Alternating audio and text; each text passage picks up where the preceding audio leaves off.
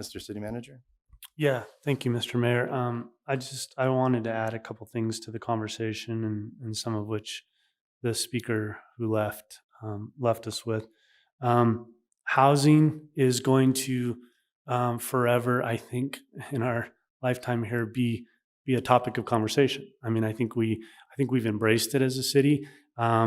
It's going to continue to be a challenge. I think there are things that some of which you heard tonight, but some things that we're doing. I just want to remind the general public, and I wanted, and Councilmember Kalfas and I talked a little bit about this. These are things that I wanted to get out there on the table.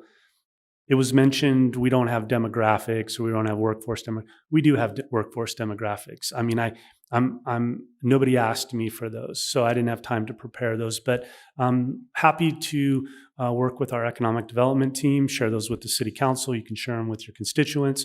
But that data is available, and we can break it down in a number of different ways, and we'll work on getting those reports to the city council. Um, Councilmember Alexander, you mentioned a survey. I actually don't think that's a bad idea. In fact, we try to do community surveys every 2 years, and we're on track to, I think we're due to do one early 24.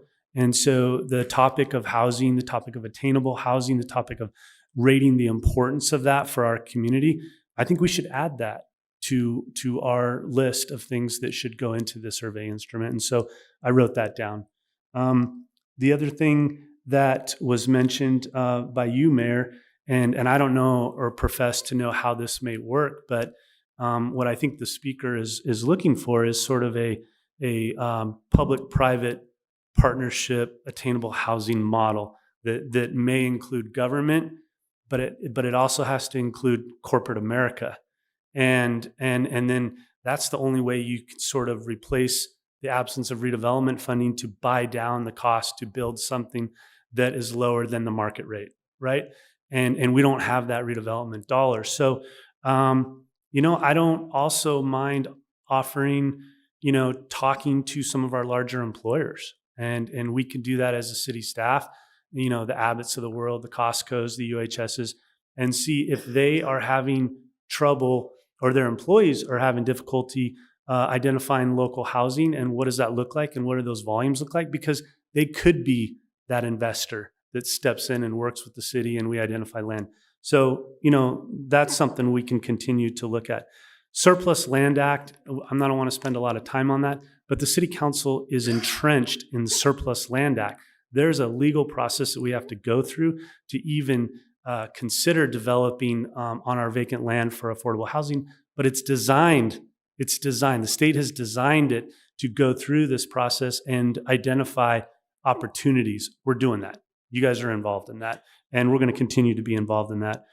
The other thing is legislation. What can we do? We can get more active in legislation. We can get more active with our assembly member and our senator in terms of identifying maybe more tax credits, because they're so competitive now for affordable housing developers. Maybe they could carry some legislation that would help ease the burden and the competitiveness, so we could fund more of these types of projects. And so there are things that are going on various levels, and there are things that we can continue to do and keep the council apprised. But thank you for letting me just kind of weigh in there. I appreciate it. Thank you very much, sir. All right. Any other questions or comments? I just want to say thank you to my council members. I agree with so much of what you said, and you as well, city manager.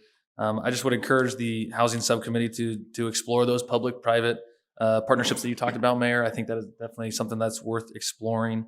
I think it's also worth exploring the legalities, and we can work with Peter on this, on giving like the first right of refusal to Temecula workforce. See if that is a thing. I know, and I agree. I've heard it is illegal, and I would like a solid answer from city staff to see if that is even possible. Because I know you can give like 20% of housing goes to the senior population. So it's been done in the past where these groups are either discriminated against or for.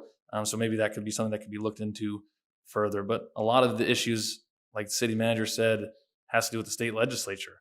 And when there are state tax credits and benefits for developers to build more units, like Councilwoman Alexander said, if a developer is only going to put 24 units on a 5-acre lot, and a developer that's going to get more tax credits and more profit from 124 units, that 124 unit developer is most likely going to get the bid and the rights to the property.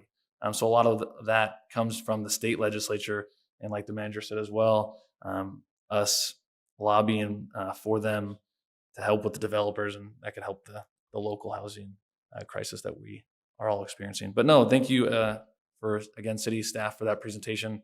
And thank you to my council members for listening. And I think a lot of work to be done in the subcommittee. Thank you. Anything else?